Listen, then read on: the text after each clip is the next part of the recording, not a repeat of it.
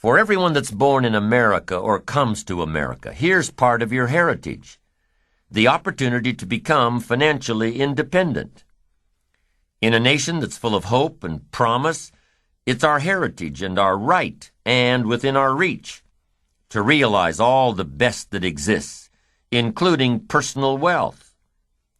So let me give you now, by definition, the meaning of financial independence. And kids go for this because this is simple language. Financial independence is the ability to live from the income of your own personal resources. The ability to live from the income of your own personal resources. That I describe as financial independence. Now, one part of it is how you want to live. Some people need millions for all the projects they've got going, all the causes they support. And here's what's exciting about America. What if you decided you had to be rich? To do all the things you wanted to do, go all the places, support all the projects. What if you had to be rich? Are there books on the subject? Yes, of course. There's plenty of information on how to be rich. But if you don't have to be rich, you probably won't read the books. What drives you to go get the books is if you have to have the money. Now, some people don't need much money. I understand that. Some people lead modest lives. But financial independence, that, I think, is every American's heritage. Someday to become financially independent. The ability someday to live off the income of your own personal resources. Wow, it's freedom of the most exciting kind, financial independence. Now, to get there, I assume that you've got this money thing settled, that it's okay to be rich and wealthy. It depends on how you earn it, of course. Success at the service of others, not at the expense of others. Wealth by rendering wealthy amounts of service. Everybody has got to weigh this for themselves. I understand that. But let's say that you'd like to go for becoming financially independent. Here's number one. It's a matter first of philosophy. The philosophy of the rich. Rich people invest their money and spend what's left. The difference in your economic future is going to be not the economy. The difference in your economic future is going to be your philosophy. Now, I had one lady chastise me severely. She said, "Mr. Rohn, you can't promise young people that they can become rich and wealthy, financially independent. It's just not in the cards these days. It takes everything a person makes just to keep their head above water and the wolf away from the door." I said, "No, that's not true." She said, "It is true. You can't hold out hope to all people who listen to you telling them they can become financially independent, especially to children. They'll be sadly disillusioned. It's not in the cards these days." I said, "Gosh, I wish I could persuade you otherwise." I said, "Let me use this illustration. Can you think of a couple right now who makes $5,000 a month?" She said, "Yes, if I think real hard, I could come up with a couple that makes $5,000 a month." What would they tell you it takes just to keep their head above water and the wolf away from the door? They would probably say, all of it. It takes $5,000 a month. I said, "Could you think of a couple that makes $5,500 a month? $5,500. She said, "Yes, if I thought for a while, I could probably come up with a couple that makes $5,500 a month." I said, "What would they tell you it takes just to keep their nose above water and the wolf away from the door?" They'd say, all of it. I said, "Now if they said it took all of it, how do you account for this extra $500? Here's what happens. There are errors in judgment on economic philosophy. You say, "No, Mr. Rohn, it's the economy." No, it's the philosophy. And if this couple saved this $500 and lived like this couple over here on $5,000, their extra $500 a month invested over the next 15 years would make them financially independent.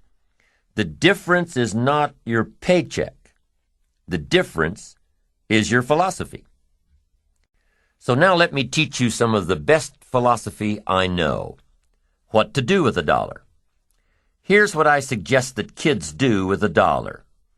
I've got them all persuaded that it's okay to become rich and powerful, financially independent, and if you've got a dollar, I tell my kids, here's what you do with it.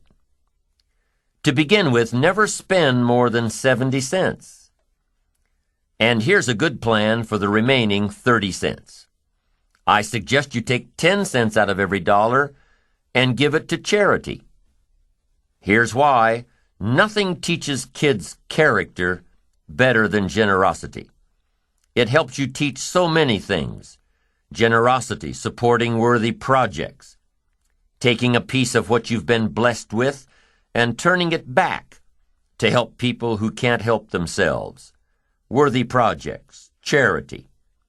And the time to start is when the amounts are small. I'm telling you that if a kid understands this, he'll give you a dime out of every dollar. Once they understand, and it's easy to give a dime out of a dollar. It's a little tougher to give 100,000 out of 1,000,000. Somebody says, oh, if I had 1,000,000, I'd give 100,000. I'm not so sure. That's a lot of money. We'd better start you early so you'll be ready when the big stuff comes. So 10 cents for charity. Here's the next 10 cents. 10 cents for active capital. Active capital. Active capital to try to make a profit. We live in a capitalistic society where the money belongs in the hands of the people, not in the hands of the government. So you should turn part of your wages into capital and turn capital into a profit-making enterprise. It can be a piece of property. It can be anything. Buy, sell. It doesn't matter what it is. Try to show a profit. And this is where I teach kids how to have 2 bicycles, one to ride and one to rent. Active capital fund. Because here's what I teach kids. Kids will be happy to learn this. Profits are better than wages. Kids need to know that. The benefits of living in a capitalistic society. Kids can start a Kool-Aid stand before they can get a job. Kids can clean out their rooms, have a garage sale to earn some profit. It doesn't take a kid long to figure out that profits are better than wages, better than allowances. And that's what America is all about, a profit. And here's what's exciting about making a profit. You can make a profit long before you can legitimately earn a wage. There are no limits. Your profits can sometimes accelerate much faster than your wages. Teach your kids early. Profits are better than wages. Wages make you a living. Profits make you a fortune. And we should all try our hand at making a profit since we live in a capitalistic society. How long will it take to triple your wages currently? A while. But profits, there's no limit. My gosh, once I understood this, I went bonkers. Profits. The whole world benefits if we all leave more profit. Leave a profit. Make a profit. I talked to a man who rents a lot of apartments. He said, Mr. Rohn, you wouldn't believe it. Most people, when they leave the apartment, it's trashed. I said, you've got to be kidding. He said, no. What a reputation. Everything you touch turns to trash, gets dirty. Got to turn that around. One of the best ways to train yourself is to leave a profit. A friend of mine has made money on every car he's bought. Why? Because when he traded it in or sold it, it was always better than he found it. It was always better than he found it. The key for parents is to touch a life and leave it better than you found it. Touch a business and leave it better than you found it. Touch a job and leave it better than you found it. Whether you stay 6 weeks, 6 months, 6 years, always leave it better than you found it. Make a contribution. Leave a profit. What a world this would be if everybody left a profit, not a piece of trash, a profit.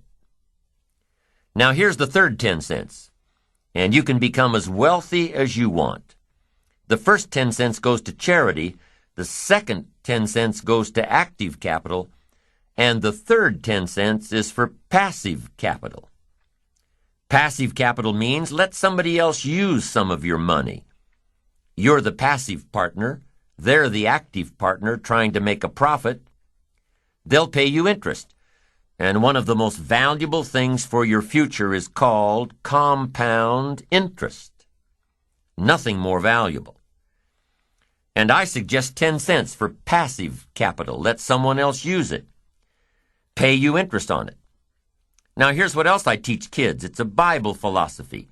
And here's what it says. The borrower is servant to the lender. Excellent information. The borrower is servant to the lender. And if you've taught this properly and asked kids, what do you want to be? Here's what they'll tell you. They'll say, I want to be one of those lenders. That's the power position. If you're interested in power for the future, influence for the future, being ruler over much, I'm telling you, the key is to be one of those lenders. Not a spender, no, a lender. Now, if you can't reach this little formula right now, if you can't start here, here's what you do. Start where you can and work toward it. 70-10, 10 and 10 is the ideal. And it doesn't matter if you're trying to lose weight or to get your health in order or to get your finances in order. Here's the key. Set up the ideal and work toward it. Set up the ideal and work toward it. Next in building your financial independence is to keep strict accounts. Don't let yourself or anyone else talk you out of keeping strict accounts. You've got to know exactly where it comes from. You've got to know exactly where it's all going. Don't fall into the I don't know where it all goes trap. Don't fall into that. It just gets away from me. No, keep strict accounts. It's much easier than it used to be with personal computers and so many households and the software that's readily available. It's as easy as entering your deposits and checks and receipts, and the computer will tell you exactly where you stand. And it does more than that. If you're really wondering where it all goes, the computer will tell you that too. Most of the programs let you categorize your expenditures. Print it out, and you'll know exactly by category where it all goes. And when it's right there in front of you, you'll be able to evaluate what you're buying and what you're wasting. Take that wasting part and add it to one of your capital funds. It'll get you there that much faster. And here's another part of building your financial independence. It's a matter of attitude. First is philosophy about money. Second is attitude about money. Here's the best attitude. All of us must pay for democracy and freedom and free enterprise and a marketplace and a country second to none with gifts brought here from all over the world. I finally became a happy taxpayer once I was educated. You say, well, they misuse it. What do you care? That's not going to make any difference in your future, is it? That's not going to greatly reduce your chances to become rich and powerful. It shouldn't make any difference at all whether they misuse it or not. Sure, we need to vote well so the country is run as well as possible, and there's as level a playing field as possible, but what if there isn't? I'm telling you, you can't base your life on that. Vote well and then chart your own course. Vote well and take charge of your own life. We've all got to pay. And after you pay your taxes, pay yourself first. Take care of the 30% first, or whatever percentage you can start your plan with. Take care of the stuff off the top first, and learn to live off the rest. Make your investments, whatever size they are, before you pay your bills. Give to charity before you buy the extra things you want.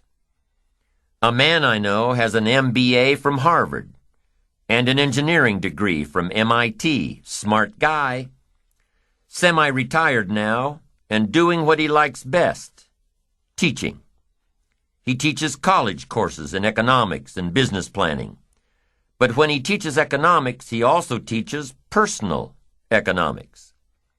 This is what he starts his classes with. Decide how you want to live now versus how long you want to work. Decide how you want to live now versus how long you want to work. This means if you want to spend everything you make now, you'll have to work longer and harder. If you spend everything you make now, you'll have no choice but to work longer and harder.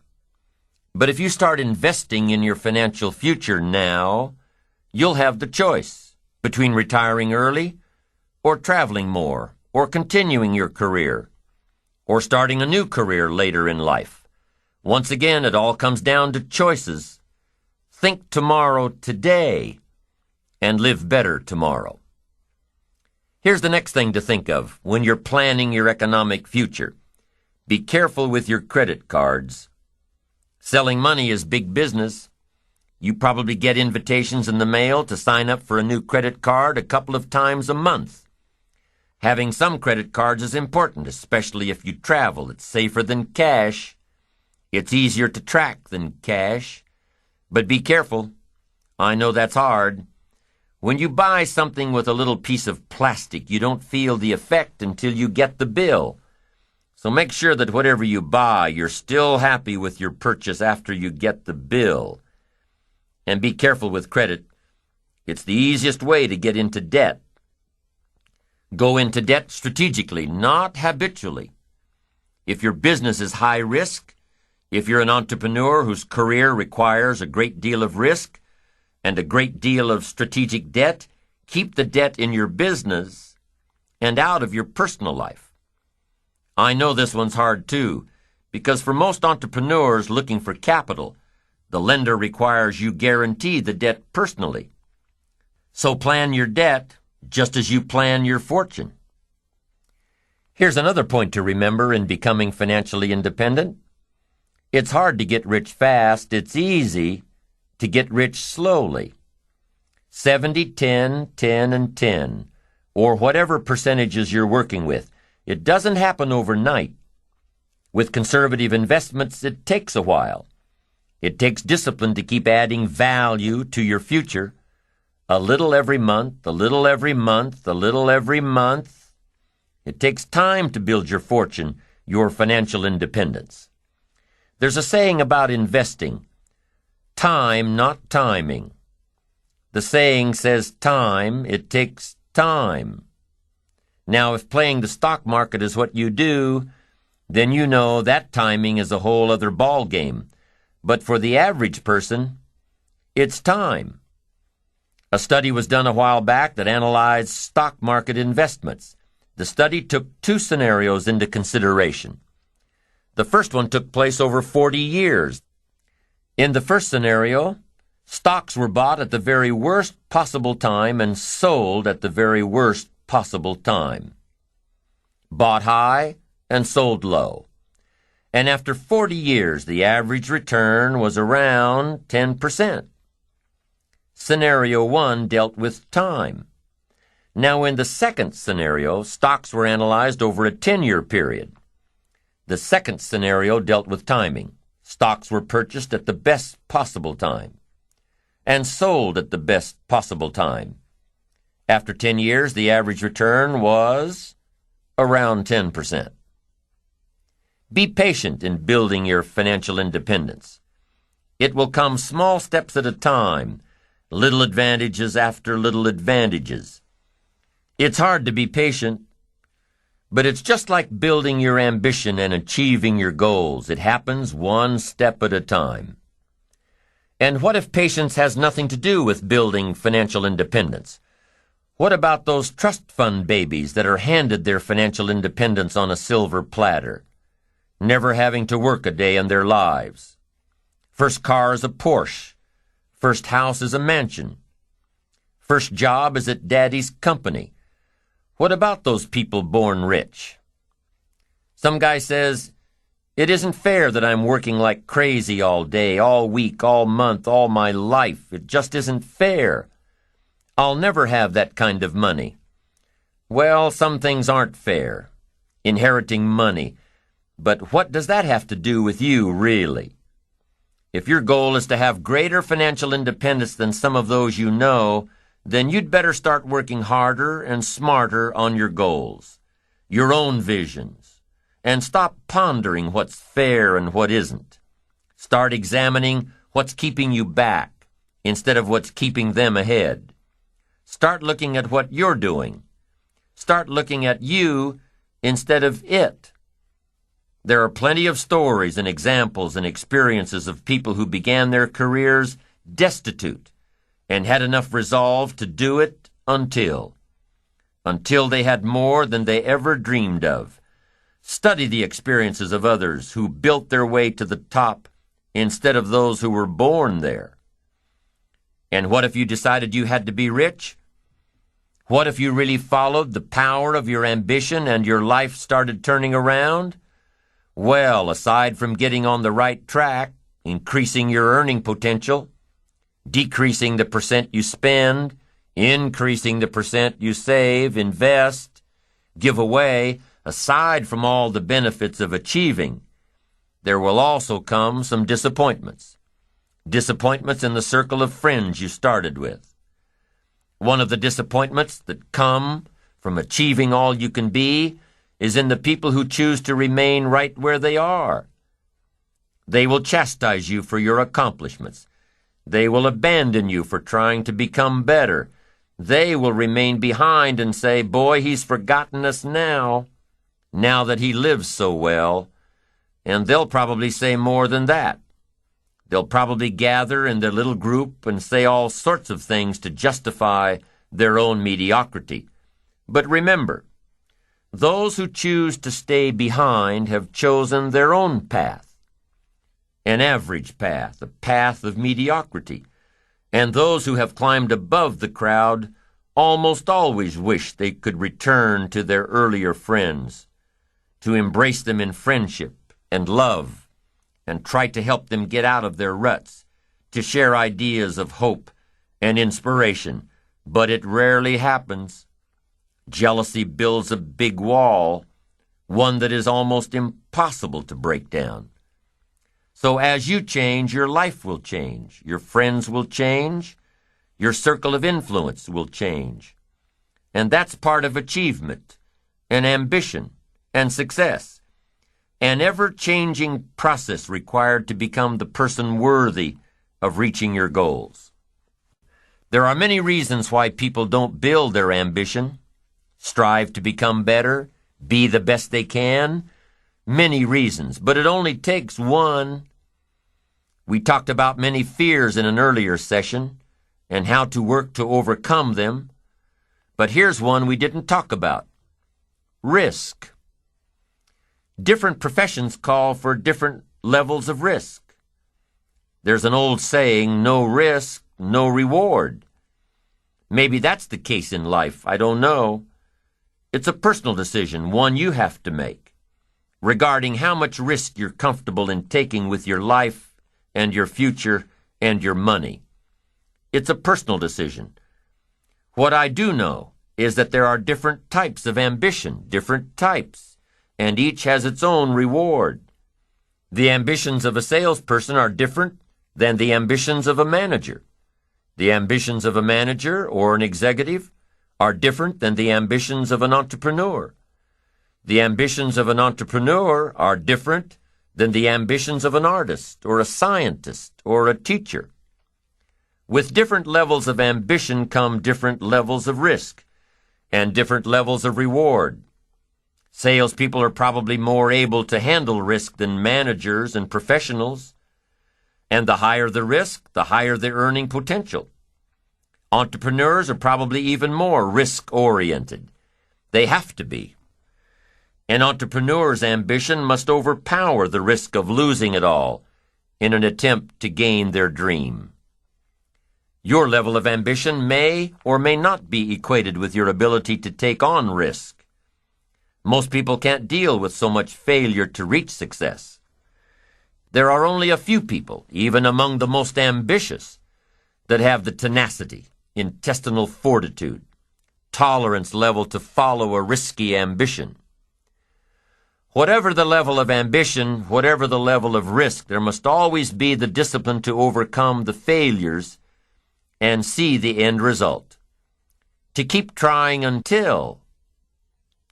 Jonas Salk kept working through his failures until he developed the polio vaccine.